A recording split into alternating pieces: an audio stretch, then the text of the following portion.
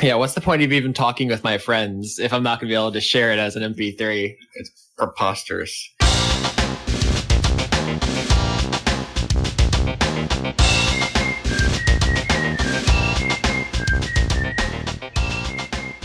Hello, everyone. Welcome to Word Funk. I am Leon Thomas. I am joined by Austin Yorsky and Johnny Maloney. I sure hope you were recording that. Yeah. Good. I was recording that. Wonderful. So I have like a million things I want to talk about this week, but instead, why don't I just put the spotlight right onto Austin? Why me? Because you like watched like a bunch of shit, and like that me and Johnny know all about, and you're experiencing for the first time. So it's like watching like a toddler walk. Like not insulting at all. No, good. So if you want to discuss what it is that you watched, we will hear you now. Okay, Austin. What I want to know is which one of the movies you watched was like eating a hot dog for the first time as a kid, and which one was like getting like adult shampoo in your eyes for the first time as a kid? I do have answers for those questions, but I guess I should set this up. I think longtime listeners know that we had some sort of botched agreement to watch each other's like important series to give each other's botched. You and I are being very respectful of this agreement.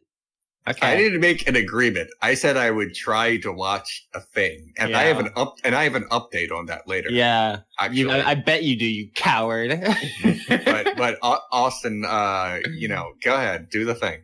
The thing is that I've been working my way through Star Trek. I watched the original series, and I was planning to watch the original series movies, basically over time. But then it came to my attention that the first 7 Star Trek movies were getting removed from Netflix, like all the movies that contain original series cast. As of recording, I think like in 2 days, they're getting removed. So I basically had to watch every Star Trek movie in a week. I was originally planning on watching every single one. There are 12. But then I found out Insurrection, which is 9, is not on Netflix at all. So Insurrection is the one that everybody just kind of forgets about. You don't need to watch it, really. I mean, I believe you. I'm just saying, so I decided not to watch them all because one wasn't available. So instead, I just watched the 7 that were being taken off of Netflix. And I've seen the 2 J.J. Abrams ones. I actually saw them in theaters before I'd seen anything else Star Trek. That's my first experience, was their reboot and Into Darkness. That's a shame. But, the first one's okay. It's just an action movie with like sci-fi like flavor. This Into Darkness is genuinely bad. So when you watched Wrath of Khan, then presumably you were like, man, this is such a ripoff of Into Darkness. Yeah. No, I hated Into Darkness when I saw it, but now I hate it, and I have an understanding of like how like messed up it is from a conceptual standpoint. Into Darkness is not only a bad Wrath of Khan remake, but it's also Robert Orkey screaming 9/11 was an inside job for 2 hours. So that's unpleasant. Yeah, it's bad. It's reprehensible. It's disrespectful. It's cowardly. It's stupid. Into Darkness is my second least favorite. There's an even worse Star Trek movie, is The Thing, and we'll get there. So yeah, I have opinions on all 7. How do you want to do this? Because like, if it was up to me, I can talk about this for the full hour, but obviously I want to alienate listeners who have no... Chronologically for a few minutes each, I guess, would make sense. Okay. Let us begin with Star Trek The Motion Picture. I liked it a lot. Good! Oh, thank you. Okay. Thanks. That makes me so happy. I was warned, I think, on this show. You guys were like, I don't know if you'll like it. But I actually dug it a lot. It's barely a Star Trek movie. I actually looked up after I watched it. Apparently, it was supposed to be a pilot for a new season that never happened, which makes a lot of sense because it barely has like half an hour of plot, let alone 2 full hours. So they kind of padded it with 2001 Space Odyssey / Close Encounters of the Third Kind, like rainbow special effects, disco, psycho, cool stuff. Like, I would never want to watch it again. I'm glad I had the experience. It's cool, but like I'm good now.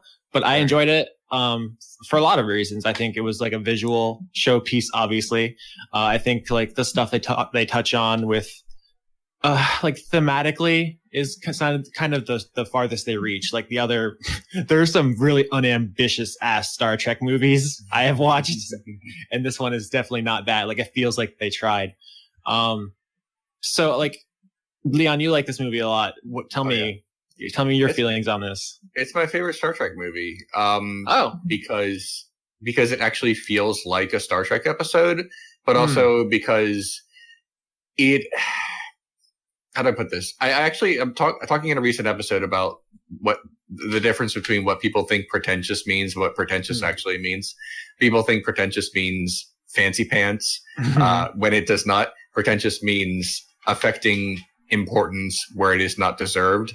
A movie that is smart and thinks it is not pretentious because it has achieved what it set out to do, and it's at that level. And that's why, and people kind of like look at Star Trek the Motion Picture and they say, oh, this is so pretentious. I'm like, no, it's about as good as it seems like the filmmakers thought it would be.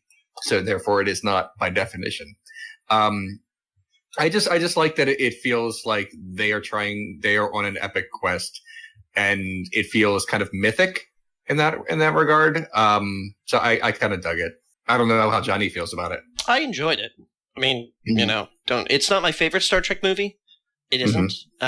But it's, yeah, like I understand what you mean when you say that it's most like a Star Trek episode, insofar as that like all of the other movies are like super grandiose and the stakes are always so high. And so few of them are actually about that thing that makes Star Trek, exploration and the unknown and trying to grapple with the unknown, as opposed to like, we just have to put photon torpedoes in the right place. So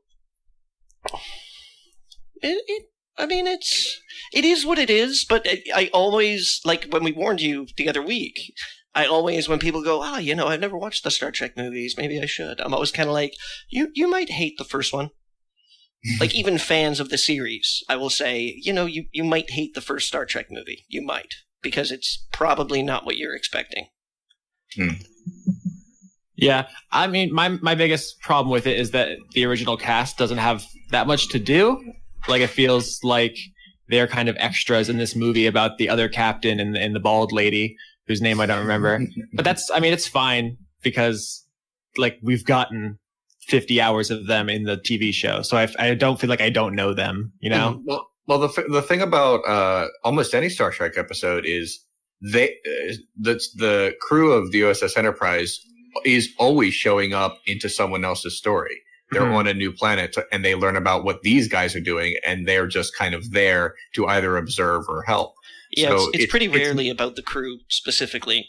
And if it's about the crew going crazy or that changes a bit, like on like Deep Space Nine and maybe even Voyager, but like original series, they're there to solve other people's issues more than their own. So it's not tonally that different in a lot of ways. It's different in some ways and the same in other ways, I guess you could say. So it doesn't feel dry, but it feels familiar enough to feel like Star Trek. It's faithful but ambitious. Yeah, good point. That's a good way to put it. Yeah, which is why I see why people hate the JJ movies now. Look, like I didn't have strong feelings, obviously, but now I'm like, oh, the remakes are nothing like this. They're so different. But I guess we should move on. My favorite movie, obviously, I think this is the one everyone like. I wish I had a more exciting, unique opinion, but Wrath of Khan is the best one, or my favorite at least. To refute. Like it has just a really tight, clever script. It's like Moby Dick in space, but there's like other stuff going on. It has the most compelling villain with a really strong performance. One thing that I hate about most of the later Star Trek movies is that all of the alien effects and makeup and prosthetics and stuff, in addition to looking bad, I feel like the actors don't know how to act through them. And like just having a human antagonist does wonders for it, because it's just like he's just acting. Like he can just act and not have to worry about like his face being covered in like 10,000 gallons of goop. Like, well, his chest is inhuman. Yeah, you're right. He's ripped like Jesus. He's he's built. But I don't know what else can be said about Wrath of Khan that hasn't already been said. Like, it's just really fucking good, right? Yeah. Is there any, like, do you even have any quibbles with it? I'm trying to think of like a single thing I didn't like in it. No, it's a solid action adventure movie. It's the one people think of as the best. It's, in a way, it's not like a groundbreaking film. It's just the one that's like the least flawed out of all of the Star Trek movies, where it's like unassailable. It's not my favorite, but it's the one that where if someone says, "Oh, I hated that movie," you're a little surprised. Whereas if people said, "Oh, I hated the original," the motion picture, I'd be like, "Yeah, I can see that," even though it's my favorite. People, I mean, no one like dunks on Wrath of Khan. Yeah, because the original, I do like it, but there are like several minute scenes where nothing happens. Right? There's like just 3 or 4 minutes of nothing, which is Khan is a pretty solid embodiment of the spirit of Trek. Yeah, I'm sure there's something you could nitpick, but I can't think of anything. So there's a continuity error in it as it relates to the original series, but beyond that, I mean, that's for like super Star Trek nerds to quibble about. But I mean, I guess you could say that it is dependent on having seen Space Seed, because it doesn't really do an amazing job of setting up Khan if you don't know who he already is. So I guess you could say that, but that's really the only thing I'd say. Then we get to Search for Spock, right? Yeah. The worst. Really? Okay. I cannot remember the time I've hated a movie more. This is the shampoo in your eyes movie? Absolutely. I hated it.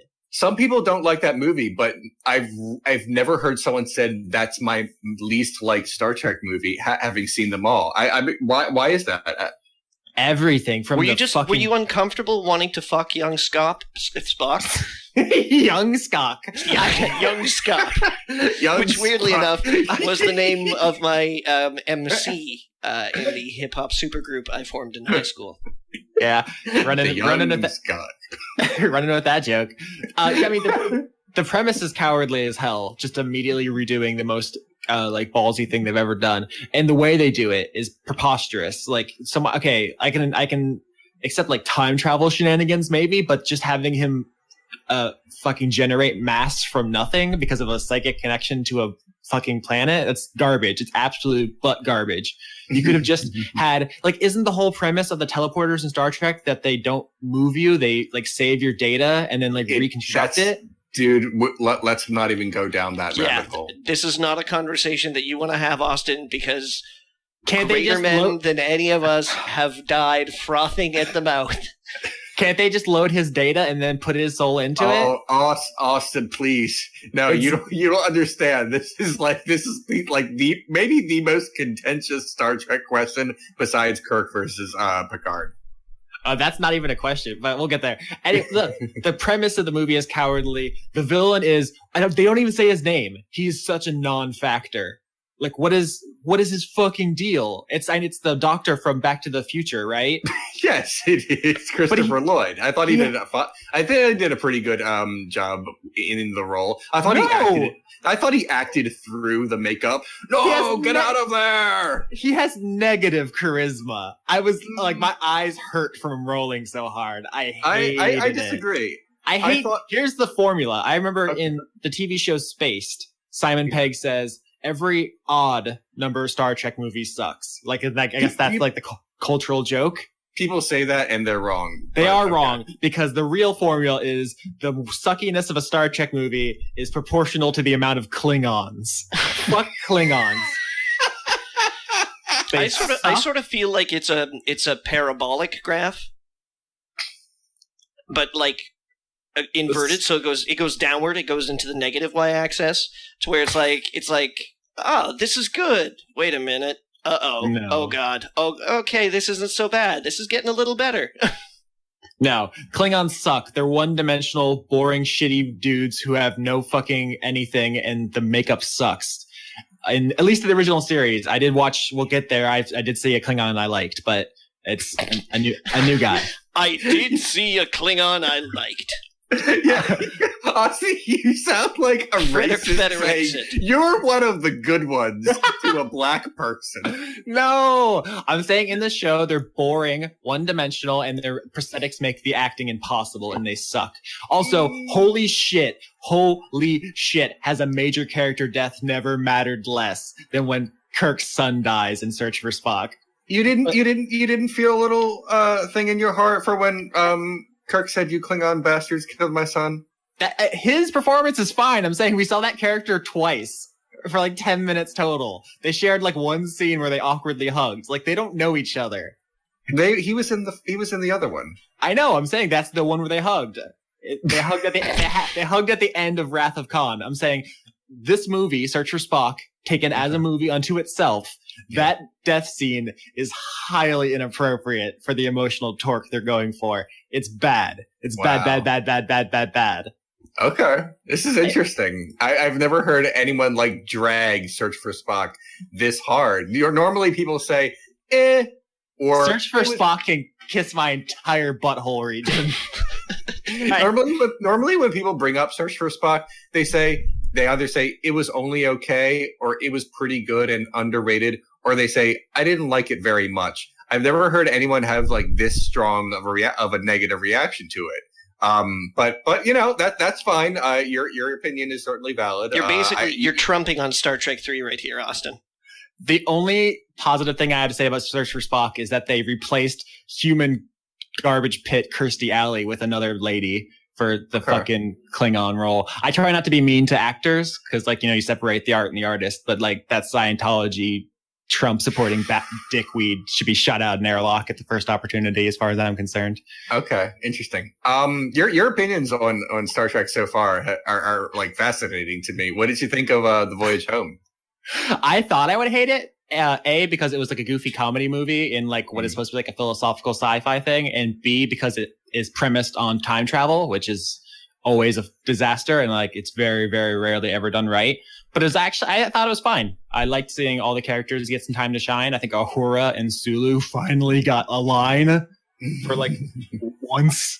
They barely get any screen time in these movies, but yeah, everyone just kind of went on a comedy romp, and like, yeah, a lot of it was like low hanging fruit, like, oh, 20th century technology is so bad. Like, you're like, whatever, like it's fine, but it was whatever. It's just a fun, good time. It was like hanging out with some friends, you know? I feel like 4 hasn't aged well. I mean, I get all the references and stuff. Like, I know, like, I haven't seen it in a long time, so I can't really speak to it. I remember liking it, and I remember that it is largely thought of as it's remembered fondly. I remember that it was the most successful of the original series Star Trek movies, financially anyway. I can see that because it doesn't, like, some of the other ones are downers. Like, there's no villain in The Voyage Home. Yeah, they have a quest. Our love for Mother Earth. Yeah. Wait, that's not the villain. It's they gotta find whales. Yeah, the whales are our fine. lack of love for Mother Earth. Yeah. I guess I'm gonna be on board basically any movie which is about like finding cool animals, right? I guess that makes sense. Yeah, Voyage Home is fine. It's perfectly fine. 5 is The Final Frontier. Yep, it sure is. I thought it was good. I like really. Okay. Here's the thing. You guys are gonna have to edify me a little bit because 5 and 6 kind of blur for me. 5 is a search for God. Yeah, which, okay, you know what? 5 is the center of the galaxy, isn't it? Yeah. Oh, yeah! I'm definitely biased. No. I'm definitely biased. I thought the idea was interesting, but maybe I'm just a weirdo. I love the idea that the Enterprise is looking for God. I did not like how it was pulled off. I like Spock's brother as a concept. I like his like character development power to make you face your backstory, which is a cool idea. I like the idea. You face your backstory. That's what it is. It's a backstory of beam he shoots them with. It's good. It's fine. I like the idea of searching for God and finding the Wizard of Oz, basically. Yeah. Like, that's fine. I like my problem with The Final Frontier is that it's directed poorly. And I looked it up and it was directed by William Shatner. Yep. Which explains it. He did a lot on this movie. He also helped with the story. The joke is Shatner was so involved that he may as well have done catering. That's he had his hands all over it. I do not think Fives is a good movie, but I do like one line from it and one concept from it quite a bit. If I can take anything away from it, when Kirk refutes Spock's brother Cybok's like idea of like immediately letting go of everything, Kirk says something along the lines of, our pain makes us who we are. I don't want to let go of my pain. I need my pain. And I actually identify with that quite a bit. Yeah, it's a strong line. There's a lot in there. That is. Like I said, I don't think the movie itself is pulled off very well. I think if that was like the central idea of the movie and not so much, what has got me with the starship. Yeah, then I think I would have dug it more. I also the other thing I take away from 5 is whenever someone asks me whether or not I believe in God, I said I used to until Spock killed him in Star Trek V. But anyway, I'm glad you liked it, Austin. Your opinions are weird and wrong, but I'm glad that you liked it. So what did you think of 6? 6 was like the most average. Like it didn't really do much for me either way. Like I get it as a Cold War allegory. It's called The Undiscovered Country, and I feel like they go a little bit overboard on the Shakespeare. Like, we get it. You read a book. Cool. But like the only thing like objectively wrong with it, and like I'm using objective in the way bad internet people used it, is like the CGI effects are bad. Like they're really early. And like they clash pretty badly. But like it's fine as a movie about like a crew of good guys discovers a conspiracy, has a setback, overcomes it, and saves the day. Okay. Like, it didn't do much for me, but it's like, Is the one Klingon you liked the one from this movie, the lawyer? No. Oh, okay. Then who is the one Klingon that you like? In 7, which is Generations, the first one with the new crew, it's Worf. He's a Klingon. The other Worf. Okay. His dad, or whatever. But he's his ancestor. They're both named Worf. 6 was The Undiscovered Country was shot while they were making The Next Generation, so they brought in Michael Dorn to play another Worf. Okay. I knew that it was like a reference of some kind, but he didn't get the lawyer Worf didn't get like any screen time. He's like a guy in the background yelling. Yeah. They said, we need someone who can wear this well and speak while wearing all this prosthetics. And they said, let's just get Michael Dorn to do it. He's the character that people like on Star Trek, The Next Generation. I guess that is the same guy. Prosthesis and everything. So can you explain to me how this works? Because are we going to get into the physics of how the Nexus works? No. I mean, we can, but I was going to say, so Generation, Star Trek 7, is like a passing of the torch, I guess, between Kirk and Picard. But it was made after it was over. Isn't a torch passing something you do at the end of one series in the beginning? You could call it a passing of torch, or you could call it we're afraid to make a Star Trek movie without Captain Kirk. And that was Kirk not popular? Like, I don't have any historical context for it. You mean Picard? Yeah, was Picard unpopular? When the Next Generation, the first couple seasons came out, there was a lot of diehard Star Trek fans who were like, "This isn't the real Star Trek." In the same way that a lot of old school Doctor Who fans, felt about New Who, and they were Peter Plexuston or whatever. Eccleston, yeah, Peter Plexuston, and David Tennant. He's fine. I know his name. There was some initial backlash against the character. And like I said, Kirk versus Picard was just a thing that people would talk about on the early days of the internet and probably still do. That is like the question of Star Trek. Even though, like, very famously, Gene Roddenberry did not want Patrick Stewart or even a Patrick Stewart type to be the captain in Next Generation when they were casting it until one of the producers convinced him, no, we've got this English guy. Let him come and read. He's got a commanding presence. It's going to be amazing. And he's looking at this picture of Patrick Stewart going, no, I don't want him. He's not sexy enough. He's not cool enough. He's not Star Trek enough. And then Patrick Stewart came and read, and Gene Roddenberry was like, yeah, okay, you're the guy. Yeah, Patrick Stewart's way cooler than Shatner. Sorry. No, it's fine. Basically, Austin. To finish the statement, I'm glad you're making smart choices. people didn't like Patrick Stewart as Jean-Luc Picard for a while, but people warmed up to him because The Next Generation turned into a great show. Just the first season was not. Once the show got better, they also liked Picard more. So it would have been cool to have an episode while the series was still going on, much in the way that, they did a Mike and Joel episode during Mystery Science Theater 3000 and made fun of the fact that people constantly compare them. But instead that, the series was over, then they did the movie and they, wasted Captain Kirk. They killed him off by burying, and Captain Picard buried him on top of a mountain, instead of sending him to maybe relatives or, Starfleet Academy, who might, want to make a tomb for him or something. But no, they just, it's like, no, he's good here. I'll just put one communicator here and maybe tell people later. That whole thing seemed really ill-considered. Like, the idea of it being a crossover movie where, like, they intertwine could have been cool, but it's just, like, a little bit of Kirk at the beginning and end, and the whole middle of the movie is something else. And, like, yeah, Kirk goes out like a bitch, but, like, that's the least of that whole thing's problems. Like, I don't know. It just seemed really ill-considered as a torch-passing movie. Like, they didn't have any build-up to it. Like, they didn't, like, interact or build any themes or anything. Like, there was just, like, I guess it's better to live life than be happy or something. Like, it's just weird.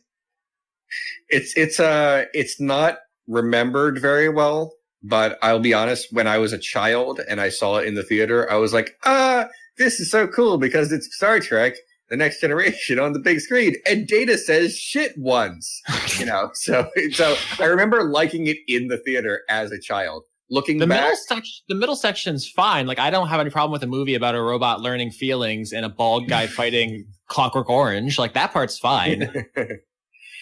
Like, it's the Kirk shit at the beginning of end. Like, it feels like something that was beaten out of a better draft until they just got down to the bare minimum. Like, Kirk only has, Kirk's not a human. Shatner only has a week to film.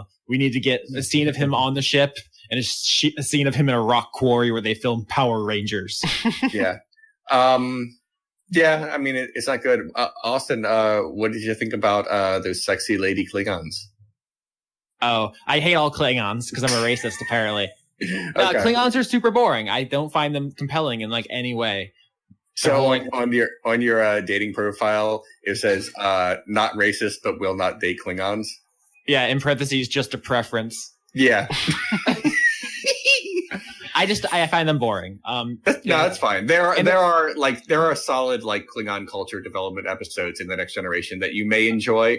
But, like, yeah, if all you get out of them, like, is sort of like the peripheral, like the superficial, they are warriors and they have weird teeth and heads.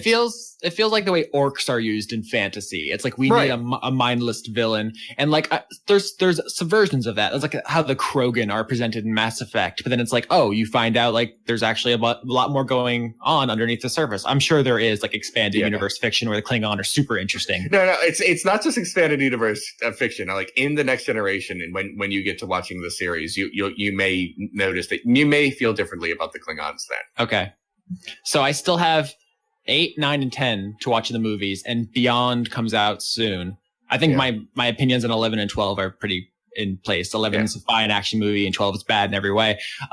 Beyond, I looked it up, and at first I was excited. I was like, oh shit, they got Idris Elba as the villain. They got Justin Lin, the guy who made True Detective Season 1, to direct. They have like Simon Pegg took some passes at the script. He's super talented, and he has a respect for the source material. Like, oh, this is going to be good. And then I was reading more about it, and it's like, there's some like trouble behind the scenes, and they told Simon Pegg that like to make it less Star Trek-y, they said like just write like a heist or Western or like a genre piece and then slap Star Trek onto it. Did you read this? I've tried to stay very, very far away from anything even remotely related to spoilers for not just movies in general, but Star Trek Beyond. I'll talk about a movie when it comes out, but I really try to stay away from stuff like that beforehand. I have heard I did, go to get a glimpse of an interview that Chris Pine, who plays the new Captain Kirk, says you can't make a brainy, intellectual Star Trek anymore. I decided not to read the rest of that interview, just to hold on to my own sanity. But that was the headline, I guess you could say, and that speaks to what this movie might be. But I don't know. I'm gonna see it because it's sort of well, first of all, I'm a big Star Trek fan, but also it's sort of my job to see big blockbuster movies and then maybe do episodes on them. So we'll see. I think he's right in the sense that you couldn't make something like the motion picture now where it's like all that, but I think you could make something with like an action movie sheen, like a surface level, and then something going on underneath, like Mad Max Fury Road. Yeah, there are. I mean, there are plenty of action movies where there is something else to them. I mean, like even like Dread. So I don't know, but so overall, what are your feelings on the Star Trek movies? Like as like in its entirety so far? I don't know, man. There were some bad ones in there, a lot of average ones, and like 2 good ones. I guess like I only really liked. I guess now Voyage Home too. So 3 good ones of 7, or no, well like of 9 I've seen, and the rest are average or bad. Not a great batting average, honestly. Okay, that's fair. I wouldn't be watching this still if it weren't because I wanted to talk about it with you. So I'm hoping, like, I know that like there's a season where the lady from Orange is the New Black is the captain. Like, I'm super excited to get to that. That's Star Trek Voyager, and it's very, very far away from you if you're doing the chronological order. And also you have to go through Next Generation, then Deep Space Nine, then you get to Orange is the New Black in space. And also there's like a cool looking lady robot in one of these seasons. You might be thinking 7 of 9? Yeah. She's a former, I mean, I guess spoilers, but she was in the Borg, but now she's not. That's not until halfway through Star Trek Voyager, which again is like light years away. Son of a bitch. I might just watch that one. I'm aware of the Borg just through culture. I've never seen a Borg piece of media, but like I feel like I know everything about them because of like just the way I live my life on the internet. They will assimilate you, and that's all you need to know. Are they just the Cybermen from Doctor Who? Are they a ripoff? That's sort of the joke, but they end up having their own backstory and finger quotes culture. Finger quotes culture. Okay. I could have said finger quotes culture or hashtag culture. I'm not sure which one would have been more sarcastic. But they're especially Voyager gets into like some stuff about the Borg's backstory and kind of cocks it up a bit. But I don't want to give away too much. Wait, hold on. Yeah, Johnny left for a second. That's okay. Is Tom Hardy in one of these movies? Oh yes, he is in Nemesis, and young and like unrecognizable. It wasn't until like I would say recently in my life that I even realized that was Tom Hardy. So I mean he wears a lot of shit on his face in plenty of movies, and he's unrecognizable in a lot of movies, except in like default Tom Hardy mode, which I guess is Fury Road, or Locke, I guess is one. I mean, he wears stuff on his face for half of Fury Road.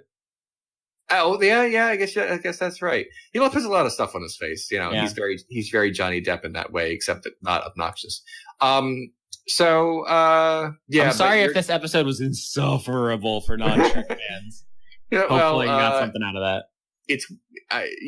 All right. Well, we have plenty of time left. Do we? I don't know.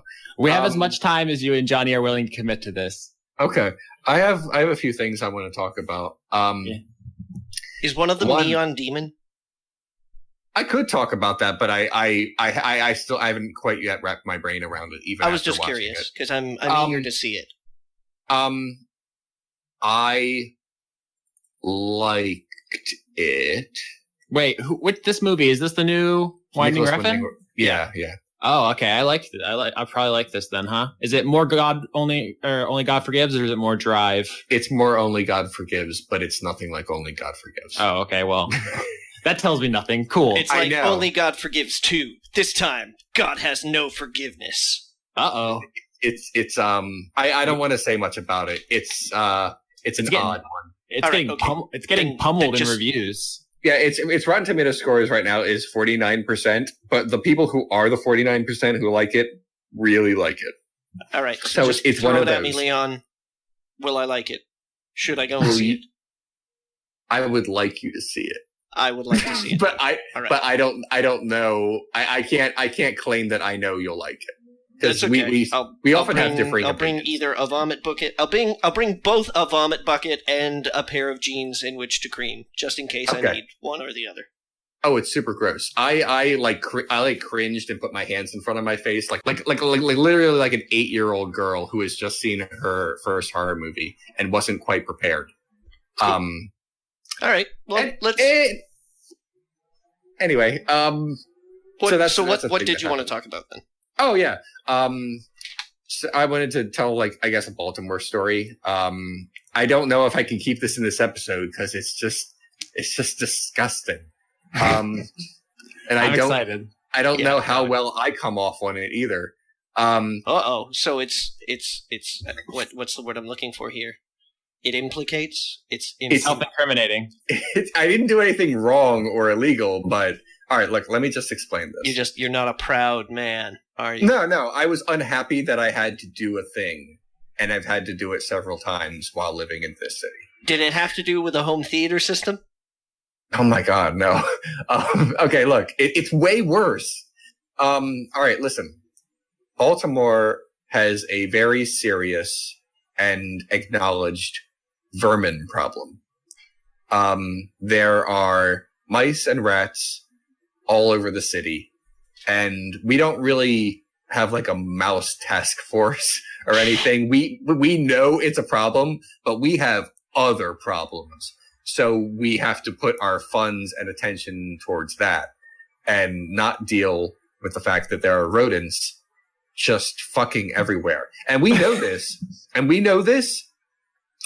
Because if you drive around Baltimore long enough, you will see someone with a bumper sticker that's a circle with a picture of a rat and the letters BAL under it, because that is just part of our culture. There are mice and rats all over the place. And it doesn't matter where you live, but if you live in a bad part of town where I do, you will encounter them more. Whenever I have to take out the trash, rats scurry away. It's like that scene in Ratatouille where they all have to run away because the humans are there, except it's way grosser. And that's just a thing I have to deal with on a pretty consistent basis. Every once in a while, not a rat, but a mouse, I guess because they can fit through little holes better, finds its way into my apartment. Usually this happens in the winter because they're cold. I'm not mad at them. I understand. I don't want to be out on the streets of Baltimore either, and not just because of the weather. So I'm not so when I see a mouse in my apartment in the winter, at first I'm like, oh, because they don't mean any harm and they're not really going to do anything to me. But then I start to think, oh yeah, it's this is highly unsanitary, and it's going to kind of gross up my apartment, and there are health risks basically by letting a bunch of mice into your apartment. Yeah. So you can't just kind of be forever. They don't call them vermin because that's the cute nickname, right? Mice are kind of adorable though. It's just when you see one in your home and you don't expect one there, it's it's like if a deer is in your living room. It's they're beautiful, but why are you here? But anyway. Any animal is adorable if properly groomed and presented. You could find a cute spider if you give it if you brush it up and put it in a cute terrarium and it'll be fine. But I don't want it in my house. I disagree, but I understand what you mean. I guess a tarantula could be furry. Anyway, I don't want to go down this hole. I have things to say about mice. I've tried on sirens outside my window. I am in Baltimore.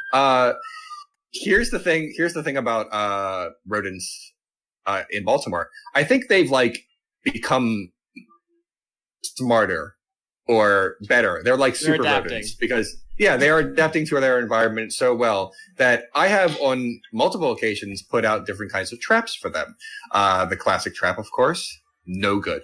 I put out one where they're supposed to crawl inside and eat poison that does not immediately kill them, and then they wander off into their home and then die away from me, which sounds like a good idea, but that has also never worked as far as I can tell. It also smells. There's certainly that. I mean, if they die in the wall, that's a thing. I've tried another one where they're supposed to go into like a circle and it just destroys them.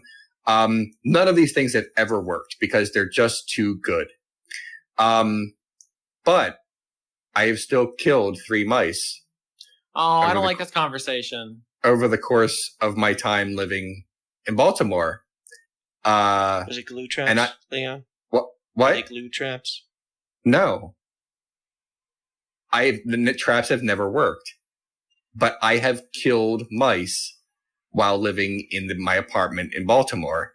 But like a golf club? The fucking hard way. I'm out. Bye. I have either... Austin, you can just come back in a minute. I have either, in one case, had to stab one to death, or you in 2 other cases... stabbed a mouse to death? Yes. Because I had to. Because eventually... Like what kind of knife? A small knife.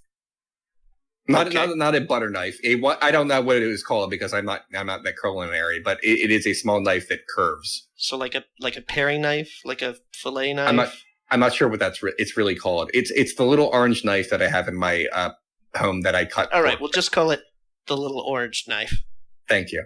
And so why did you have to stab this mouse to death? Because it's been in my home, leaving mouse droppings everywhere, and it would not leave no matter how many traps I set for it. Mm-hmm. I mean, really, no trap is that humane because I'm still murdering this mouse. But eventually, I had to sort of like deal with this in a more gruesome way. I mean, anyone who sets a trap is killing a mouse. So I'm aware of this. The wording that you choose, where you're like, "I had to stab this mouse to death." I'm like, no, I don't. Did he I don't corner mean it you? like. Were you like, no, you know? It didn't. No, this mouse did not burn down my village. It just at some point I had to deal with this mouse in a unpleasant way that most people would not have to do because they can just set traps and kill. So you picked knife as like the most direct way. Okay. Yes. In this particular case. This mouse found its way into my bathroom. There's no way out of my bathroom. It's just in the bathroom. So I was like, okay, I guess I'm doing this. So I closed the door and I walked into the kitchen. I'm like, is this who I am now? Is this who I am? Is this what the city has done to me? I have to, like, as a hunter, deal with a rodent in my home? Yeah. And I don't like to man up for things. I'm not a man, really. So I did it, and it was gross, and I didn't want to touch it after it had died. Because I'm back. Are the mice okay? Nope. No, they are not, Austin. No, but Leon the other reason, shanked and this a is kind of nope, I'm out again. Bye again. That's fine. The other problem with just touching a dead mouse. I guess I have that horror movie mindset where like it's gonna suddenly spring back to life, and I'm never gonna get over vengeance upon your progenitors. No, just like in a very like Jason Voorhees has one last gasp in him. Actually, you're gonna have to electrocute him again, kind of way. But yeah, I basically like found a way to get it into the toilet very, very quickly and flushed it. The other 2 times I've had to kill mice were, I guess, through bludgeoning damage. One just kept popping up into my office. And like I said, mice are cute. So at first I'm like, why are you even here? And I'm like, oh yeah, it's cold. But it kept pooping everywhere and possibly, making us sick. So I was like, okay, next time I see you, I'm going to have to kill you.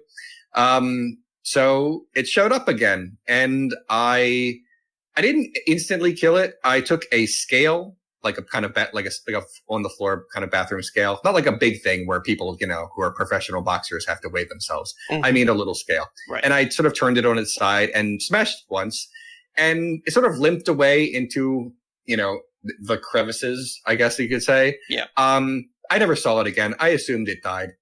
I didn't feel like finishing it off because, like I said, this is horrible and it hurts my soul to do it. But at some point, you have to defend your home from being a mouse poop factory. Uh-huh. Third time I've killed a mouse was last night, an hour before we recorded Dice Funk. This mouse had been popping up past few days. And like the barbarian rage just got to you? No, it found its way into a waste paper basket in my office, where every once in a while I will also throw a piece of food, which I guess is what attracted it to him. Mm-hmm. I usually keep my office very clean, not just for mice reasons, but for my own reasons. But it found its way into his basket, and it could not get out.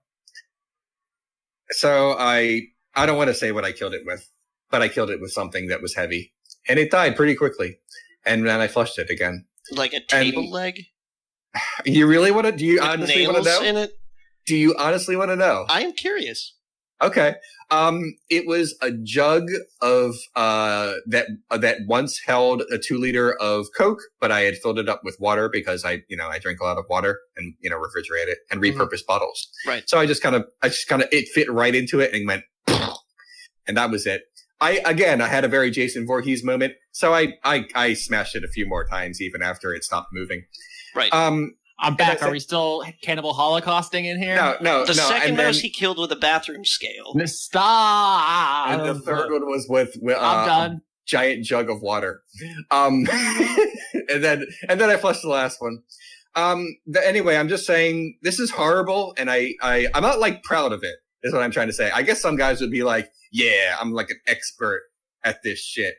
This does not make me feel good. If it makes you feel any better, Leon, anybody that was like, yeah, I hunt mouse with like my bare hands in my own home, I'd be like, you need a hobby, dude.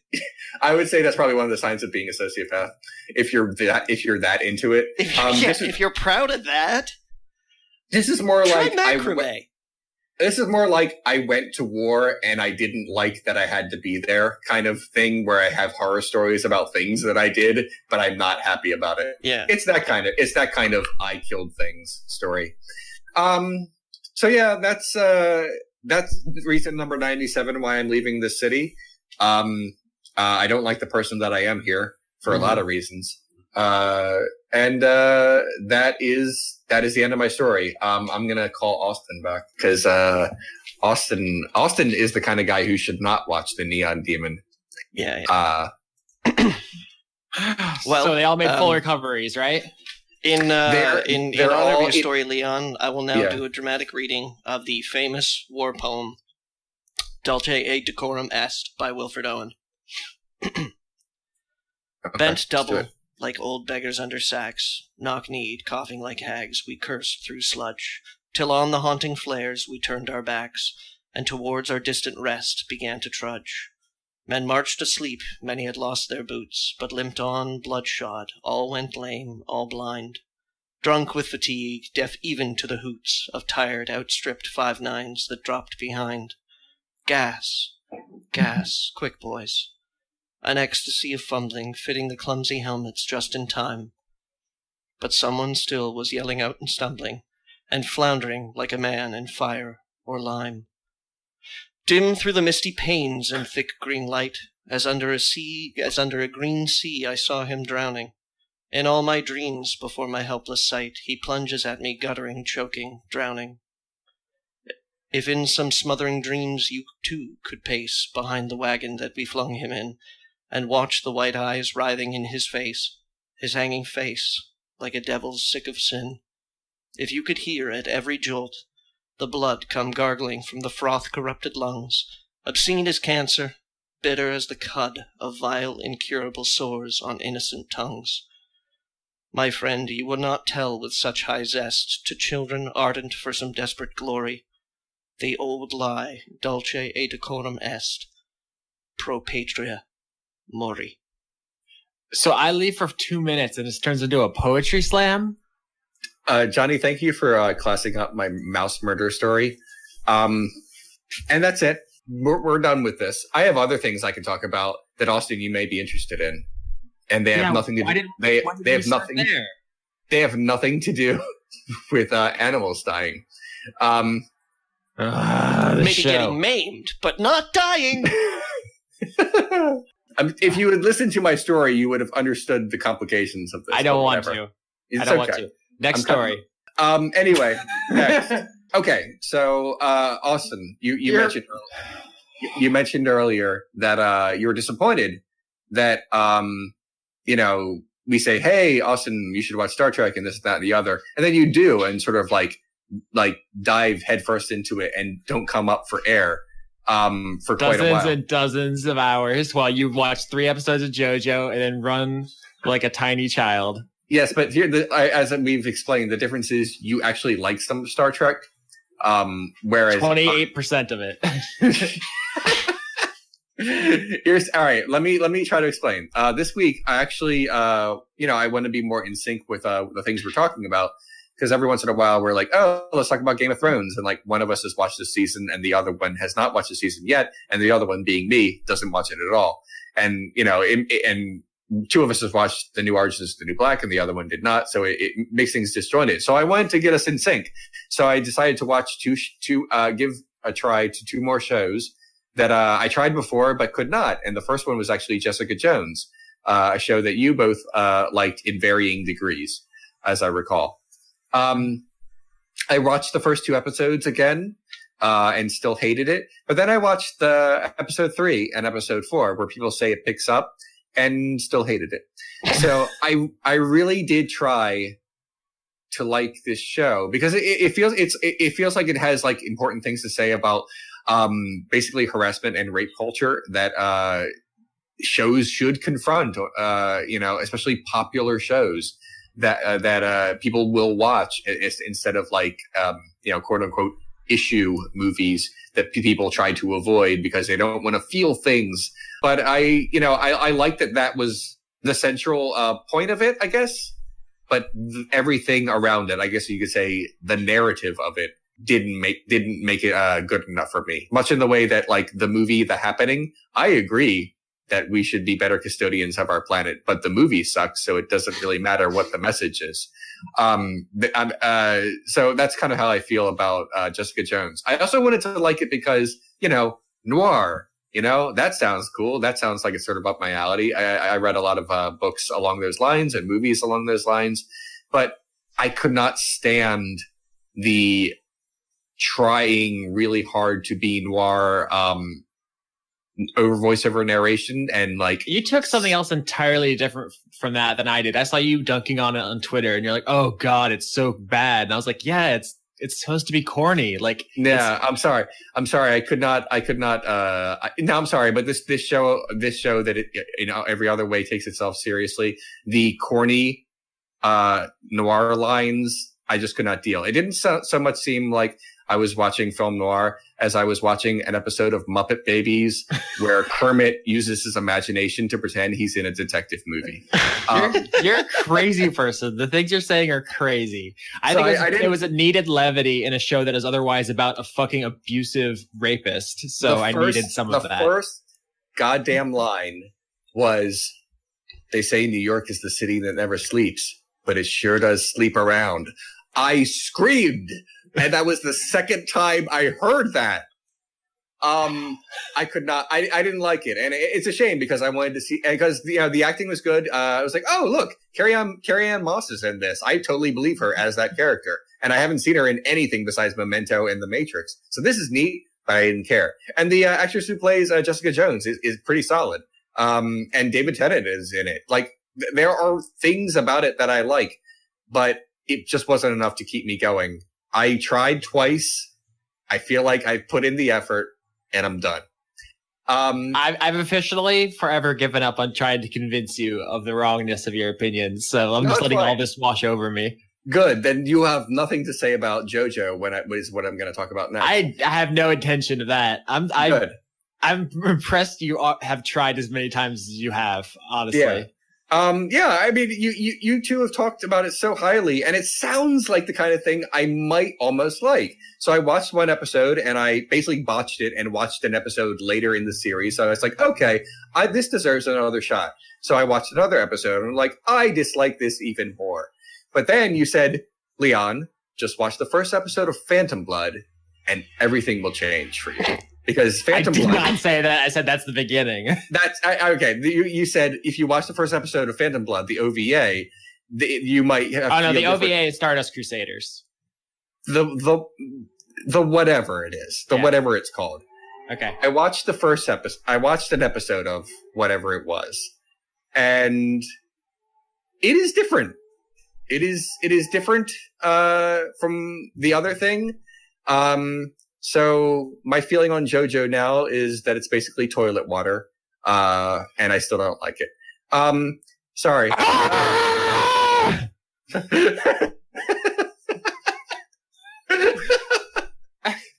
That's what I have to say about that. Austin. Yeah, that's fine. Austin. Yeah. This is the path. This is it. See, I've learned this already, trying to get Leon to play, like, certain video games. I know. You know what it is? I think Leon just aged at an older or faster rate than us. Like, he's just old. Johnny, you're inexplicably young, despite being the oldest of us. Mm-hmm. And, like, I'm just regular young. And, like, he's just grumpy, and he's set in his ways, and it's too late for him. Here's the thing. I will give this episode that tried to explain, I guess, the origins of this stuff. I will give it this one thing. They tried to... They tried to explain what a stand is, and the words they used to describe it, I'm going to try to say is like verbatim here. We call it a stand because it stands next to you. I lost my shit. You have to remember it's a translation. So in Japanese, they said we call it a English word stand because it stands next to you, and the rest of that sentence was in Japanese, so it didn't sound as bad. I get that. Doesn't change the fact that I just lost it. So I will say that unintentional comedy still counts. That was the one moment that I've enjoyed my experience watching JoJo's Bizarre Adventure. I am done completely now. There's a really good part in No. Listen, just listen. I'm not gonna try to convince you. I'm done. Thank you. There's a part like immediately after that when they go to leave Japan, and there's a plot point where someone writes the word massacre in blood on a wall, and they all look at each other like, what's that mean? Because they're Japanese, and so they're like trying to figure it out. And I'm like, oh my god, this is nonsense in English. But yeah, the language thing is persistent. Okay, but yeah, I'm done trying to convince you. It's a fucking weird series for anyone. For an oldster, it's impenetrable. I tried it 3 times. That's it for me. And that is basically all I wanted to talk about this week. Johnny, anything you wanted to say? Yeah, sure. So Austin. Yeah. Now that we can enthuse about good things again, I finished Game of Thrones. Oh, you did? Cool. Yeah. How good is the season? Jesus Christ. Yeah, I know. Like, as much as I hated last season, this one's season 6, right? This is 6? I've lost count. I think it's season 6. There was the book seasons, the bad season, and then the good season. Yeah, and that's the thing. It's like last season, as bad as that was, this one was like twice as good. Mm-hmm. Yeah, it had everything. It was funny. It had a lot of really high drama, unexpected twists. A dog saved the day. I liked it. I was suddenly reminded why I thought this was a good show in the first place. Because shit actually happened. They brought the fucking Deadwood guy in? Yep, Ian McShane. Cool dude. Yeah. Even though he got Shh. let's say he got limited screen time. His contract. He got limited screen time. Yeah. But damn, just like I can't remember the last time I was that pursuant of watching a season of Game of Thrones. It was just like so good. And if people like me watched last season, they were like, oh, fuck, I'm so done with this show. Give it another chance, because this season pays off so much. So much. If you're Leon, forget it. Yep, I'm done. Yep. Long since stopped. It's okay. You found your niche. It would be out of character for you at this point to change your mind on these things. Yeah, don't do it, Leon. Don't ever change. No, I'm not planning on it. No, I am. I do change, just like not in terms of like when I hate something that's in media and it basically it crosses a line for me. I don't want to go back to it. Mm-hmm. It's like it even if people say it gets better, if it like offends me in some way, I just kind of like it's dead to me. Like I shun it. I hate Search for Spock more than you've ever hated any movie, Leon. I'm still watching these things. Anyway. But was it morally offensive? To me, it was. How did he grow from a child to an adult? He wasn't even eating. Where did that mask come from? What I'm trying to say is, like, never mind. I don't want to talk about Game of Thrones and why I think it's. I know. We all know. Everyone knows that season was hateful garbage. Yeah. All right. I also wanted to say that I've had a little while now to digest the new Moonface album. That's and I know that neither one of you guys are a fan necessarily. At least I don't think you're a fan of Spencer Krug's work. Austin, I know that you know Wolf Parade. I do know Wolf Parade, and you've sent me, I think, or you posted on Twitter a Moonface song or two, and like so I've listened, but I wouldn't consider myself like worthy of having any opinion yet. Right. I don't know what music is. So. Well, Spencer Krug is a musician, probably most notable for his composition than anything else, because I've heard people criticize his singing voice before. It doesn't bother me. I kind of find it evocative in many ways. All of my favorite singers are bad at singing. Yeah. But he's been in a number of bands over the years. He used to play in Frog Eyes for those freak folk fans out there. Wolf Parade, I mentioned already. Sunset Rubdown is another one. He's in a band called Swan Lake. And most recently, Moonface is the project. He kind of has a tendency to sort of like jump from one to the other. You know, like Wolf Parade was a band that he started with Dan Beckner of Handsome Furs, who was in the Handsome Furs. And they formed that band because one of the guys, or one of the persons in Arcade Fire was like, hey, we kind of need a touring band, and could you find one? And they were like, yeah, okay, let's do it. And that was apparently the birth of Wolf Parade. But when he was in Wolf Parade, he was like, I kind of need my own thing. So we started recording music as Sunset Rubdown. And then like 2 or 3 albums into Sunset Rubdown, that kind of like became a band. And he was like, I need my own thing. So he started playing music as Moonface. And I think the second album that Moonface made, he partnered with a Finnish band. I think they're Finnish. Called Sinai. I might be pronouncing that wrong because it's like S-I-I... N-A-I, yeah, S-I-I-N-A-I, to produce the album Heartbreaking Bravery, which is like one of my favorite albums of all time. But then like the next Moonface album that he made was just him and a piano, just Spencer Krug and a piano, called Julia with Blue Jeans On. But then just this last album that just came out like a month or so ago, he partners with Sinai again for an album called My Best Human Face. And I really like it, but it's really different. It's not quite what I was expecting. Heartbreaking Bravery is this like weird kind of affecting emotional sort of soaring album with these like almost every song on the album is like plus 5 minutes and just has these like sort of loping bars of melody. And My Best Human Face is a lot more poppy. It's a lot more rock music. There's this one song on it called The Queen of Both Lightness and Dark that just tugs right at the heartstrings. But it's very good. And I really love the title, My Best Human Face. This is a sneak peek at the music podcast Johnny and I almost started. When I hit a Patreon goal for a new podcast, I was like, oh, what should we do? Music, maybe? And we talked to some people about maybe doing that. And then I was like, I guess we'll do video games. That's what everyone wants. Well, here's the thing: is that music is a really important part of my life, and I buy a lot of music, and I don't talk about it on Word Funk, and I don't know why. I think we talked about it a little bit when the new Radiohead came out about how hard it is to impart that kind of information to a listener. It's possible, but it's just not as easy as it is for other mediums. No, I don't know if I have the talent for it, honestly. No, and I don't talk about it enough personally to be able to actually address overarching themes of albums and things like that, and unity and instrumentation and whether or not an album lands, as opposed to I really like this song.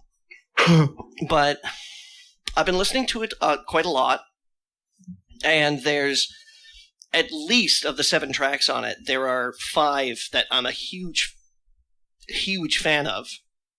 And the only reason I think it's 5 is because I was so taken with those first 5 that I just haven't come to appreciate the remaining 2 yet. But there's some really good stuff on there. There's you may have seen me post a song on Twitter called City Wrecker, which is one of his piano solos, which was like an EP he released in Adjunct with Julie with Blue Jeans on. Well, he does a full band version of City Wrecker on My Best Human Face, and I can't decide which one's my favorite.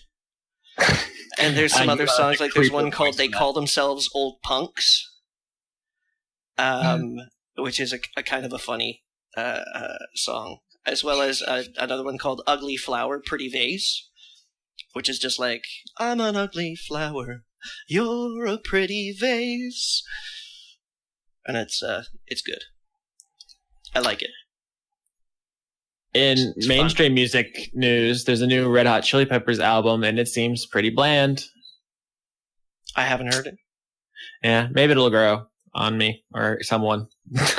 Do you guys want to get into some questions, or how much time we got? I got time.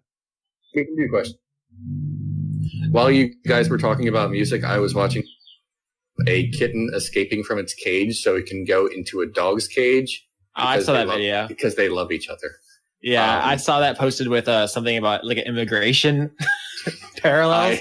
I did not see the unfortunate aspect of that. I just Brexit. Yeah, I basically just watched 2 cute animals touching. Speaking of Brexit, we got a question. I think here it is. Tilda Adade asks, from a scale of 1 to 10, how fucked is Britain? Fucked in all caps. We actually talked about the Brexit on the last episode of Game Crunk. We had Built by Snowman producer Eli on, and he actually talked about how it might affect the British game industry. And that was not only an enlightening discussion, but just like a really fucking good episode, to the point where like I'm worried that future episodes will seem disappointing in comparison. I think I might have sabotaged my other show. Don't worry, Austin. We'll just turn up the dick jokes. Yeah, that'll work. I mean, we talked about getting eaten out by Kirby. Like, it was a whole... it also went places. Yeah. Right. So we talked about the Brexit already. Did you have anything you had on your mind about it, Leon? It is not a good idea. For trade, partly for trade, but also because, look, how do I put this? Not everyone who voted for Brexit is a racist, and I think that needs to be said. But everyone who voted for Brexit has emboldened racists, and that's a problem. It's also a problem because I have friends who are, expatriates who live there and are now worried about what might happen in the next couple of years.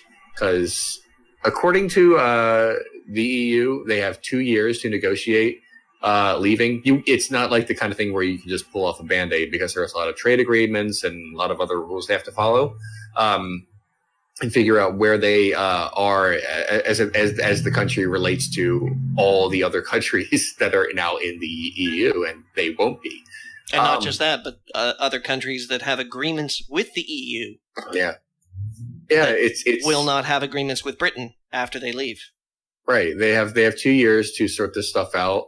Back in February, Canada signed a really fucking sweet trade deal with the European Union.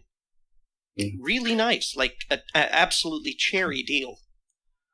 I see very few upsides to this. Not just for like my sociopolitical stuff should suggest that I have issues with this, but for very practical and pragmatic reasons, there are fewer upsides than there are downsides. So it just seems like from a very objective, sort of like cold calculating way, this is not a good idea or a good thing. And even if, let's just say for the sake of argument that this does help Britain's economy, I don't think it will. I think we're all in agreement that this is shitty and self-sabotaging, but let's just say that it does. I still don't think it's worth it to have a couple more dollars to win capitalism a little bit more, and disaffect like immigration. Like that's like the secret, right? Or your relationship to your immediate neighbors. But this is not this is not the UK saying to China, well, we're not a big fan right now. This is like, you have an underwater, like, high-speed train tunnel. But the dog whistle about all of this is that, like, we got to close the border to keep immigrants out. Britain for Britain, death to traitors. Like, literally that woman was shot down in the street over this. Yeah. And, like, you hate other people so much that you're willing to ruin your own economy? I don't know. We could talk about this for a whole hour. Citizens?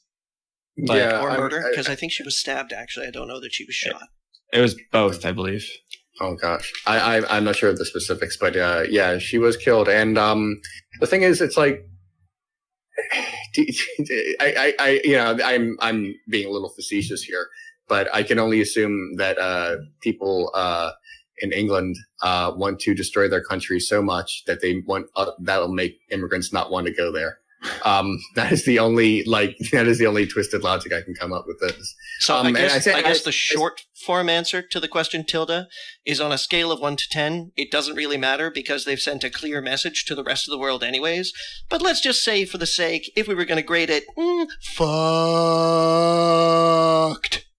And I say England and not all of the UK, because Scotland, for example, did not want any part of this. Ditto for Northern Ireland. I do not know exactly how Wales voted, but this was not like Wales voted to part, I think.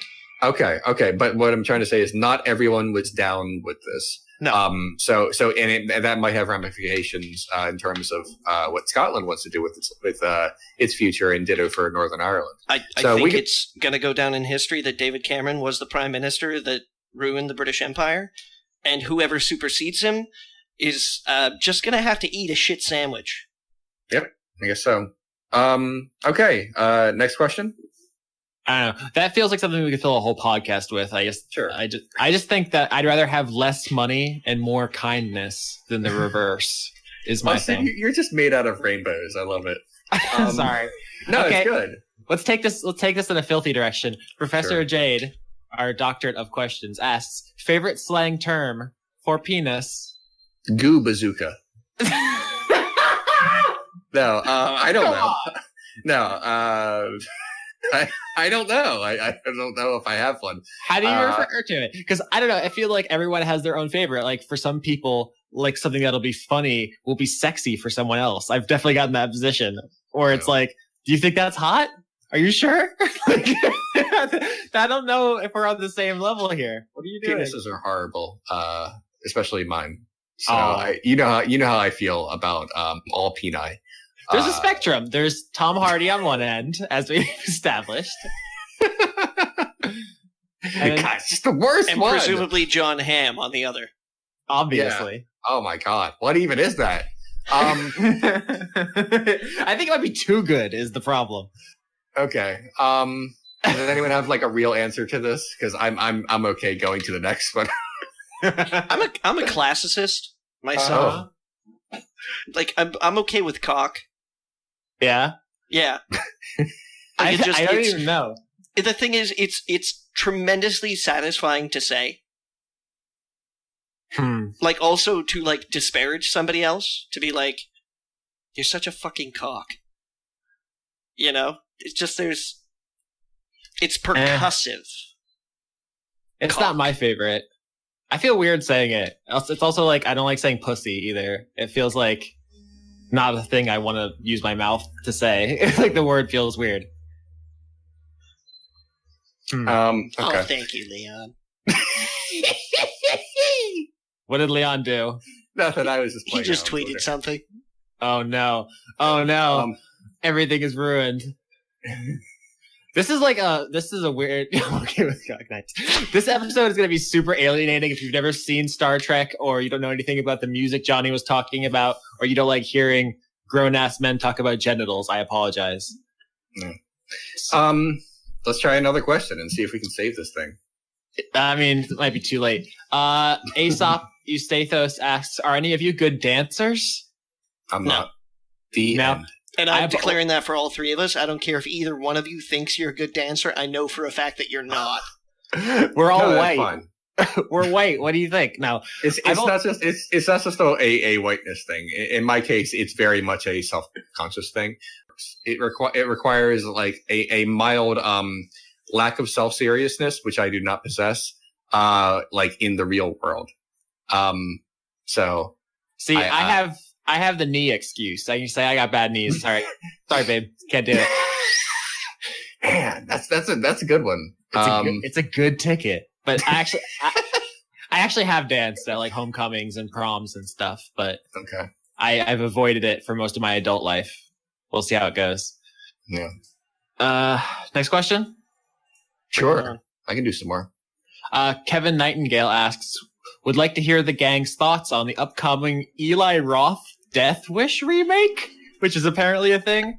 I have zero thoughts. Thank you for your question. Did you guys know Eli Roth is remaking Death Wish? I only heard rumors. Can remake my ass. Apparently, they're already remaking Cabin Fever. That was like 10 years ago, you goofy fuck. What are you doing? If Eli Roth ever did remake my ass, it would be really bro-ish and problematic. I kind of like, I don't know. Is this a guilty pleasure? I kind of like the first Hostel, but I haven't seen it. So I'm speaking about him as a human being. Oh, yeah, I read some of the interviews he gave on the Green Inferno where he's basically like, I see kids out there caring a lot and wanting to affect positive social change. So I thought I'd make a movie where they die horribly. Like, cool outlook, bro. He's even worse than that. There's some encouragement of sexual harassment stuff that like irked me to the point that it like makes my skin crawl, even the idea of wanting to watch any of his movies. Like it takes a lot, because I know Stanley Kubrick was kind of an asshole to his cast and crew, which makes, that's in my mind, but I can still watch his movies. But there's a certain amount of grossness that I cannot tolerate, I guess you could say. Yeah, it kind of seems like a gross dude. It's a weird thing to remake Death Wish in our... Yeah, a lot of shooting. You know what? I think I did hear one thing about it, and that he cast Bruce Willis. So, like, you want to really, like, isn't a reboot where you kind of start from the beginning? Isn't Bruce Willis the kind of guy who you'd really cast for remake of Death Wish 4? I was going to say, the stupid thing about it is, if you're going to remake Death Wish, he might be the guy to do it. But it's just, this is the thing, is that, like, at the end of it, like, the movie that we get should probably be viewed more as a cautionary tale about vigilantism. Yeah, I was about to say, making Death Wish in the modern day, he's got to be the villain, right? You can't just walk around shooting Americans in the current climate. That's some villainy. Do you really think that Eli Roth has that kind of social awareness and understanding? No. Well, but I'm hoping that maybe he might be, and I don't know him as a person, so I can't make any claims to his intelligence, but maybe he might be dumb enough to just stumble onto it. Well, maybe someone else will write it, and then he'll be like, okay, this is the script we're using. And that'll be that. Oh, man. It's kind of the same thing about Fight Club, is that it's a movie that's about this whole other thing, but then everybody else is like, yeah, let's punch each other in the face because that was cool. And it's like, wow. That's the kind of thinking that leads to things like Fight Club starring Fred Durst, the video game for PlayStation 2. You should listen to the new Game Crunk. It's really good. Next question? Sure. I can do like one more. Okay. Okay. Should I do a joke one or a more serious one? Serious one. Okay. So, because someone sent us a picture of their dog and it's sleeping, and the question is, what's my dog dreaming about right now? That doesn't work for a radio show. I know, but it's a good question. I'm sorry. You guys never let me have any fun. I'm curious to see the picture of this dog now, Austin. Yeah, I'm going to put it in the chat. Hold on. Then, Johnny, you can tell me what you think it's dreaming about. Okay. And then for Leon's benefit, we can move on to the next question. Yeah. Upload. Here it comes. All right. Look at this sleepy little guy. It seems like a really awkward position for a dog to be sleeping. He fell asleep in his lap. I know, but it's like head is also on a desk. So what do you think he's dreaming about? It's hard to tell from still. I think he's dreaming about chasing a car. Because the way his legs are poised, like he's going to get him. Sure, that makes sense. I think he's dreaming about going to the Met Gala. All right. Luke, whose picture is like the little lizard guy from Final Fantasy Tactics, asks, "What's the best sauce?" I feel like this is a Johnny question. Yeah, What's the best sauce, Johnny. That's all a Johnny question. I love how much our listeners know us. What's the best sauce? Ponzu? Ponzu That sauce. What is that? It's Japanese, I believe, in origin.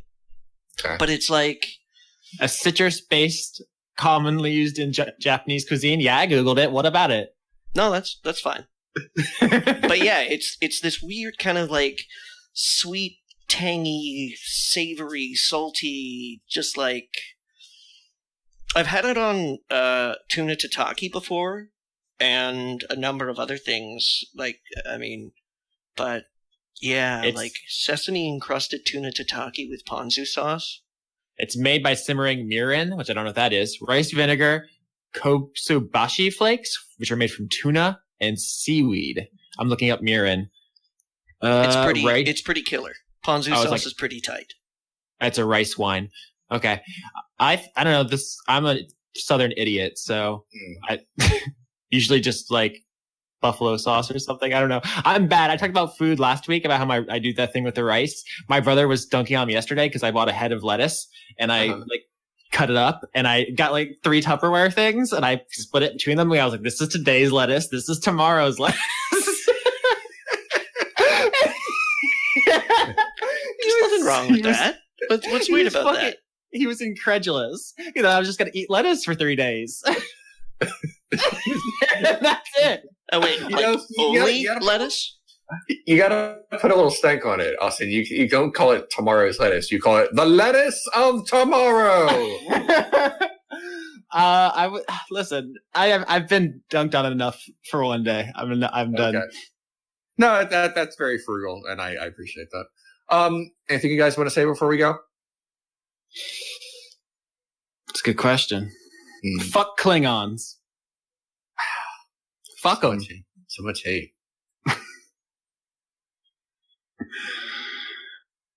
Don't squeeze it too tight. Johnny. Okay. Thank you for that, Johnny.